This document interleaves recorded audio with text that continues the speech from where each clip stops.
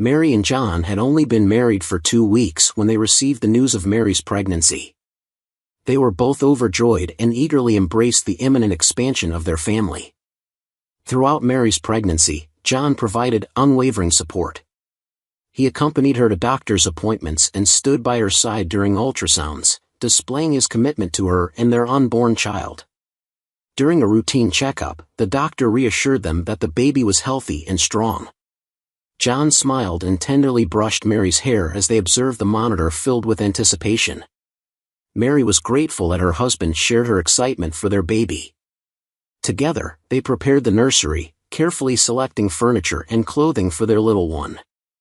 At 28 weeks, Mary celebrated her impending arrival with a baby shower among close friends. Amidst delightful conversations and gift exchanges, she suddenly felt intense contractions. "Ouch!" she cried out, gripping her stomach tightly. Waves of sharp pain coursed through her belly. Concerned, her friends rushed to her side. "What happened? Are you okay?" they asked. Struggling to speak through the pain, Mary replied, "I'm experiencing intense contractions. I think we need to rush to the hospital. Can you help me get there?" "Of course. I'll also call John and let him know," said her friend Helen, assisting Mary as she rose from her chair. Upon reaching the hospital, the doctor confirmed that Mary was in labor. Shortly after John's arrival, she began the birthing process. To everyone's surprise, the first baby that emerged was a girl. "It's a girl," exclaimed the doctor. Confused, John asked, still holding on to Mary, "How is that possible?" "The ultrasound showed a boy. Do you remember our conversation and wish that night at the cafe? We both wanted a daughter, didn't we?" But before they could fully process the news, the doctor interjected, "Wait, I see another head. We're not finished yet. It's a boy. Look, there he is." The doctor revealed that Mary and John had welcomed 2 healthy babies. Before Mary could react, another scream escaped her lips. Another baby was arriving swiftly. John stood in stunned disbelief. He had anticipated welcoming only one baby boy into their lives, but now he had 3 children who would need his care and love. Mary was wheeled into the recovery room while the 3 children were admitted to the neonatal intensive care unit. Born prematurely at 28 weeks, the triplets required a few days' stay before they could be taken home. Meanwhile, John was left to contemplate his thoughts. He approached Mary's doctor, seeking answers about the situation. "How is this possible? How did we not know beforehand that she was carrying triplets?" he inquired. "Well, sometimes the ultrasound fails to detect everything at once, especially if the fetuses are too small. They can also conceal each other, making it challenging to identify. You and Mary are fortunate. This occurs in only 1 in a million pregnancies," she explained. Rather than feeling elated, John felt disheartened. The prospect of raising 3 children simultaneously didn't fill him with excitement. As Mary and the children remained in the hospital, John stayed at home. Before leaving, he told Mary, "Let me know when you're all set to come home." It took another 5 days before Mary and her kids were ready. She named James, Anna, and Charles were discharged. Allison anticipated John's joy upon their return home. However, their journey back was marked by an uncomfortable silence. "Is everything all right?" Mary asked her husband. He shrugged and grumbled. Upon reaching home, John inquired if the children needed anything. Mary smiled, thinking he was finally adapting to the demands of caring for triplets. The kids ran out of diapers at the hospital. "Could you go and buy some from the store?" she requested. John nodded. "Sure, I'll be back soon," he replied before leaving the house. In the meantime, Mary enthusiastically tended to the 3 kids. Being in a separate ward at the hospital, this was her first opportunity to care for them independently. "Hello there, my little darlings," she cooed as she carefully placed each of them in the crib. "Daddy went to get more diapers for you. Just be patient, all right? It's not time for any messy surprises yet," she whispered, addressing her infants. Once the kids were peacefully asleep, Mary decided to start preparing dinner. Uncertain about how long they would nap, she opted for a quick mac and cheese recipe, anticipating John's return. However, time passed and John was still absent. The triplets began crying simultaneously, overwhelming Allison, who couldn't tend to all of them at once. Desperate to reach John, Mary dialed his phone number, but it went straight to voicemail. "Hey, where are you? Is everything okay? I'm getting worried. Please call me back," she pleaded, leaving a voicemail. Another hour went by, and Mary dialed his number again, only to find his phone turned off. Growing increasingly anxious, she dialed 911 in search of answers. "I just need to verify if this number is active. My husband hasn't returned home, and I'm concerned he may have been in an accident," she explained, her voice filled with panic. The dispatcher obtained John's number and managed to track it. "I'm sorry, ma'am, but the line is active. There hasn't been an accident, and your husband is currently driving on the interstate freeway." Overwhelmed, Allison burst into tears. "Why?" she sobbed, as her children echoed her cries in the background. "What did I do to deserve this?" Left alone with her 3 newborn triplets, Allison felt an immense burden without any assistance. She was overwhelmed, restless, and fearful, nearly letting go of hope regarding John's whereabouts. Allison decided to visit Frank, John's closest friend, hoping he might have some information the following morning. Mary knocked on Frank's door, aware of the inseparable bond between him and John. In the blink of an eye, everything had changed. Allison couldn't help but seek answers from Frank, knowing he held key insights. "Hey, Allison, come on in. It's great to see you," Frank exclaimed upon opening the door and seeing her standing there. "Would you like some coffee?"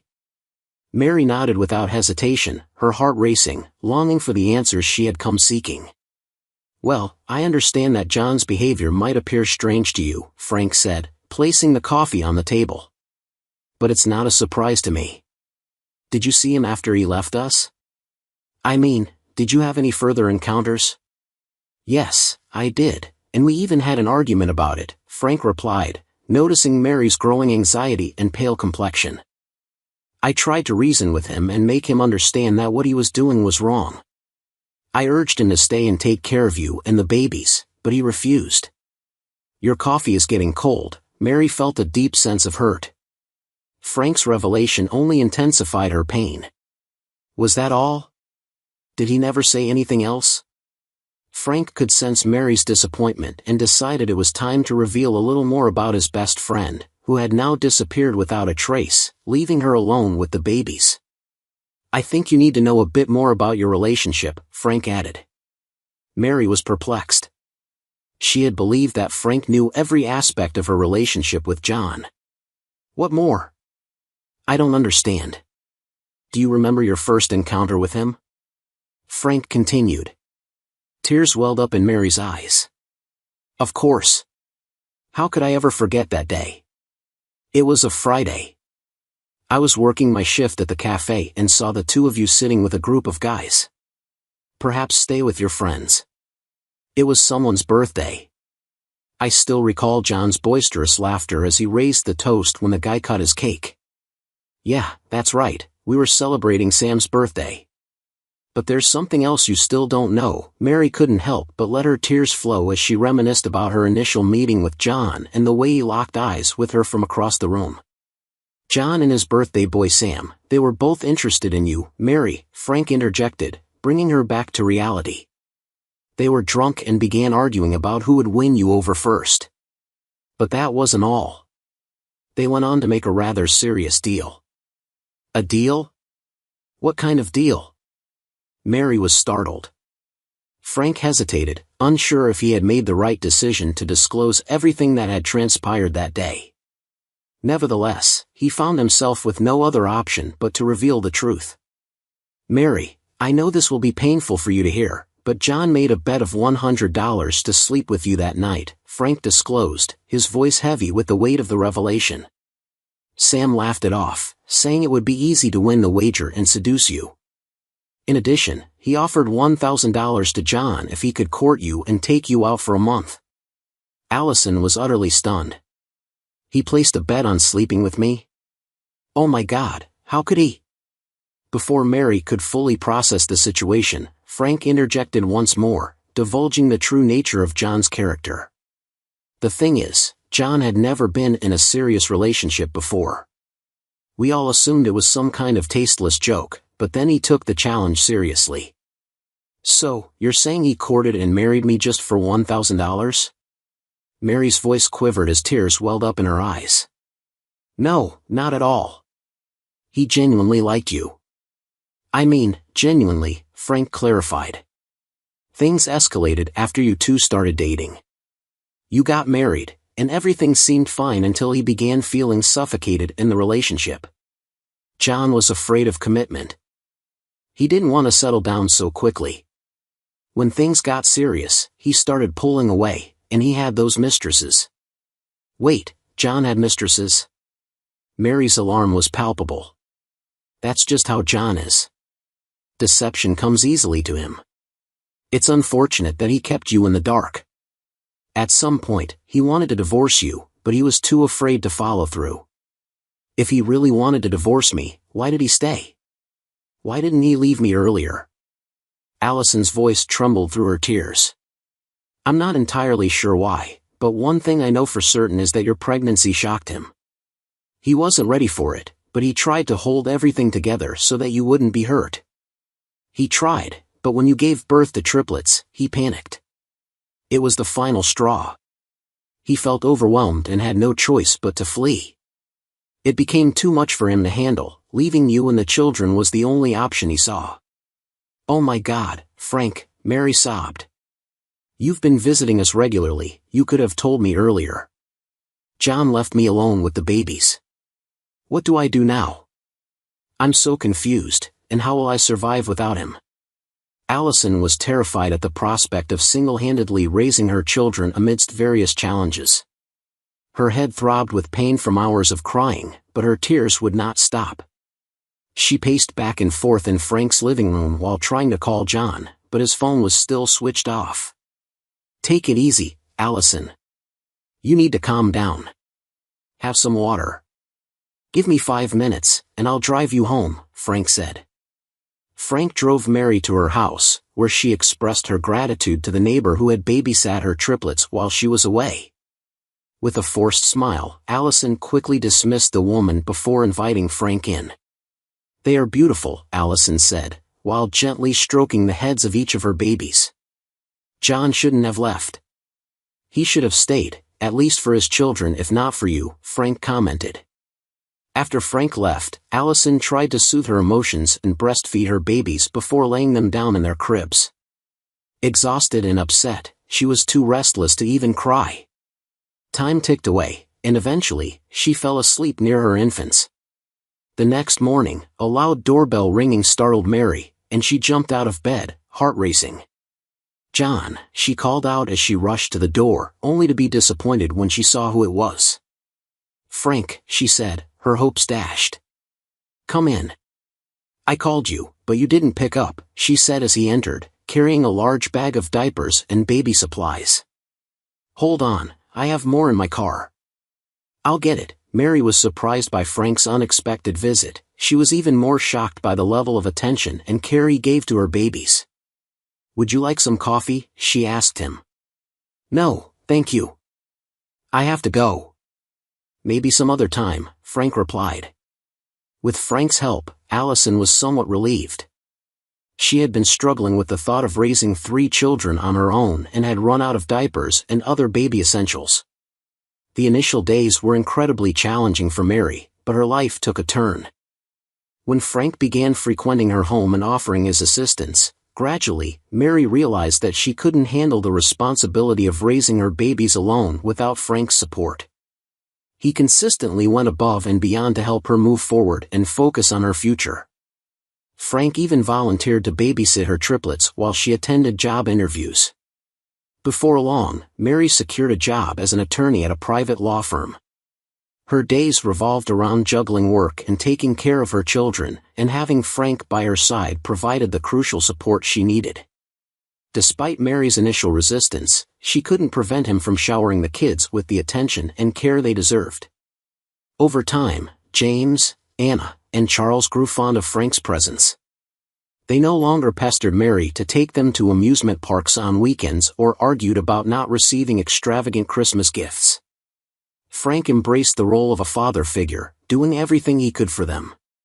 His love for the children gradually melted Allison's heart, and she found herself developing feelings for him. Allison and Frank eventually started dating, but they took things slowly. Their priority was ensuring that the kids were comfortable with Frank assuming the role of their father. Once they received the children's approval, Mary and Frank had a modest wedding ceremony and tied the knot. 12 years passed, and numerous changes took place. Although the scars left by John on Mary's heart still lingered, both Allison and Frank achieved success in their careers and raised 3 remarkable children together. Everything seemed to be heading in the right direction until one day when Mary's secretary called her to sign for a package from a client. "The courier's on her way," the secretary informed. As they eagerly awaited Mary's signature, Allison stormed out of her office. She was shocked. "John," she exclaimed upon seeing her ex-husband. She invited him to her office, wanting answers from John about everything he had done to her 12 years ago. John nervously followed Allison to her spacious office adorned in blue on the 3rd floor. He hadn't expected to encounter his ex-wife, whom he had left behind with their newborn triplets, in such a successful position. "I rehearsed this conversation a million times in front of the mirror," Mary spoke as she settled into her rolling chair. John was shocked to witness her in this position. She had changed immensely, time had truly transformed her. "At first, I missed you. I even held on to the hope that you'd change your mind and come back. But as I unraveled some truths, I began to hate you more than I ever loved you. I wanted you to witness my success. Don't you find it peculiar that we meet here like this today?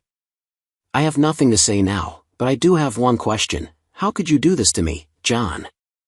"It's not entirely my fault, Mary. I know what I did. I know it was wrong, but I felt trapped," John explained. "I was young and frightened. I rushed into everything, our relationship, marriage, and having kids. I was truly unprepared to be a father of 3. "That's absurd, John," Mary yelled. "You were 27. You were not young. You were old enough for everything. Or should I remind you once again of what you did?" "What? What did I do? Have you forgotten about the bet you made with your friend Sam about me?" Mary seated herself. "You dated me and put on a facade of a happy marriage. You pretended to be thrilled about becoming a father. You lied to me and cheated on me with multiple mistresses, and when you felt it was enough, you became afraid and ran away, leaving me alone with our triplets." John found himself caught off guard. He had expected Allison to be angry with him for abandoning her and their children. However, her knowledge of the bet, his affairs, and his unwillingness to care for their babies left him shocked. "How do you know all this? About the bet and everything else? Who told you?" he asked. "Frank," Allison continued.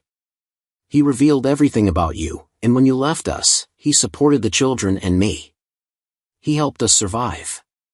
He did what you were supposed to do for us." "Wait, are you and Frank married?" John inquired. Allison's silence provided the answer. Though John wasn't surprised at this point, a different thought brewed in his mind. He realized this could be his golden opportunity to blackmail Frank for a hefty sum. Astonishingly, it was Frank, not Sam, with whom he had made the bet about Allison. "You kept it hidden from her, huh, Frank?" John thought to himself. "In that case, I believe I should pay you a surprise visit and teach you how to reveal the whole truth to her. Allison, you should consider yourself lucky that I left," he continued as he approached her. "Look at me. I have nothing, a lousy job and overwhelming debts. If I had known you were so wealthy, I would have come running to you for help. Are you drunk, John?" Mary fumed. "Well, what more can I expect from you? It doesn't surprise me. Allison, please help me. I need money," John pleaded. "Help you? Why would I do that? You abandoned the kids and me. You walked out on us without a second thought. Did you ever consider us? Then why should I? You can leave now. I never want to see you again, and please don't ever cross my path. Get out. Allison fumed and promptly kicked John out on the spot. John grumbled as he left the office and waited at a nearby cafe, planning to tell his ex-wife after her work. So, this is where she lives now, with her new husband. John smirked upon witnessing Allison and Frank embrace on their doorstep. He even caught a glimpse of his children, James, Anna, and Charles, playing in the yard. The following day, John returned to Mary's house after she had left for work and knocked on the door, startling Frank. John. Oh my God, what are you? Before Frank could finish speaking, John forcefully entered the house and made himself comfortable on the couch. John, how did you find us? My best friend, seducing my wife behind my back? Seriously impressive, John taunted, chuckling, as Frank grew increasingly uneasy. Fortunately, no one else was home. John, what do you want? Why have you come here? How could you do this to me, Frank? You knew I loved her. Why, I loved her. If you truly did, you wouldn't have run away, leaving her and the kids, Frank argued. Did you forget about the bet we made that night at the cafe? I fell in love with her at first sight, and so did you. We both desired her, didn't we? But only one of us succeeded, and that was me, John declared, surveying the opulence of Frank's living room. I admitted I was happy with her. Then she became pregnant, double joy, even though I wasn't fully prepared. Nonetheless, I supported her and loved her even more. But it became overwhelming for me when I saw 3 babies.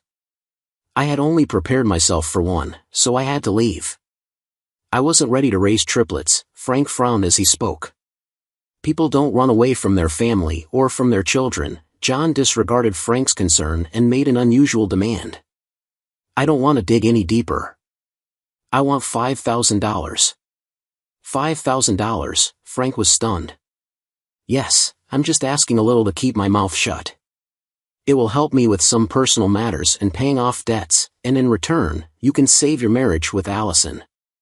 Imagine the consequences if she finds out that you and I placed the bet on her, John explained. Frank never expected this situation to arise. After a moment of contemplation, he reluctantly agreed. But I need some time, he added. All right, I'll see you soon. Remember, Saturday is the deadline, John said, giving Frank's shoulder a reassuring pat before leaving. On Friday afternoon, Frank withdrew $5,000 from the joint account he shared with Mary, hoping she wouldn't notice.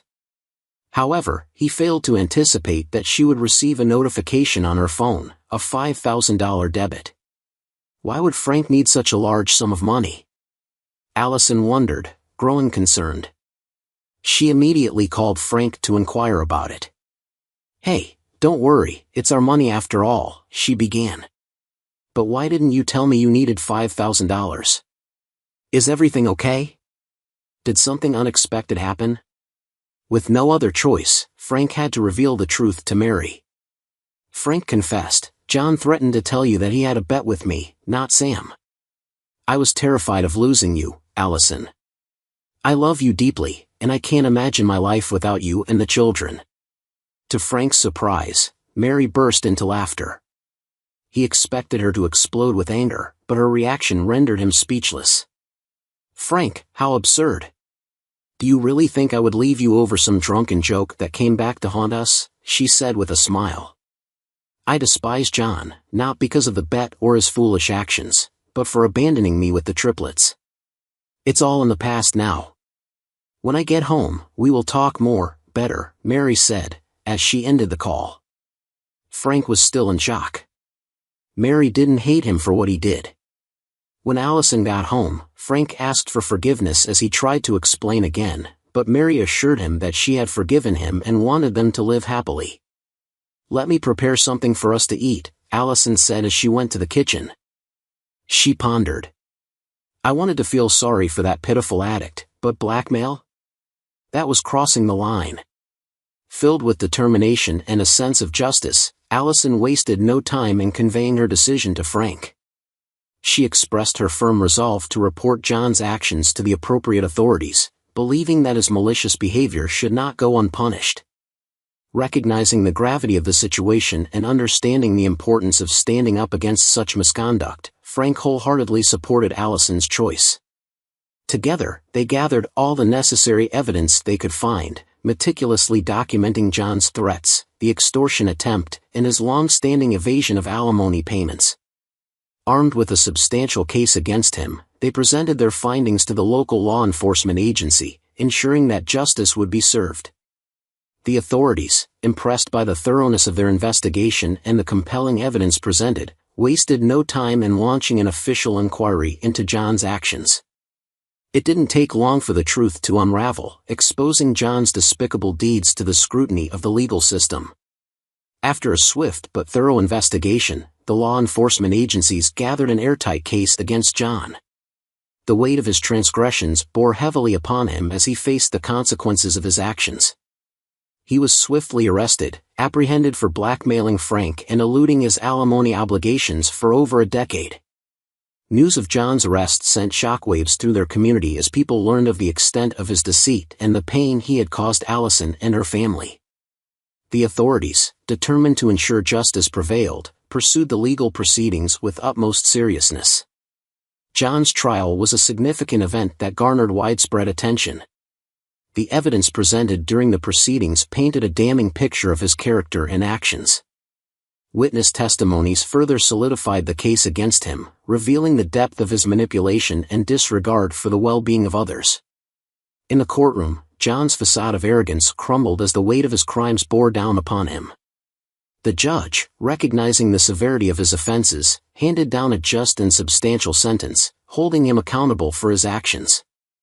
The verdict served as a powerful message, illustrating that attempts to exploit and blackmail others would not go unpunished. With John behind bars, Allison and Frank felt a renewed sense of security and closure. Their courageous decision to seek justice had not only protected their own family but potentially spared others from falling victim to John's malicious schemes. They hoped that John's arrest would serve as a deterrent to others, preventing similar acts of blackmail and ensuring the safety and well-being of innocent individuals. As for Allison and Frank, they found solace in knowing that their love and resilience had prevailed. Their bond grew stronger through the shared experience, reinforcing their commitment to each other and their determination to overcome any future challenges that came their way.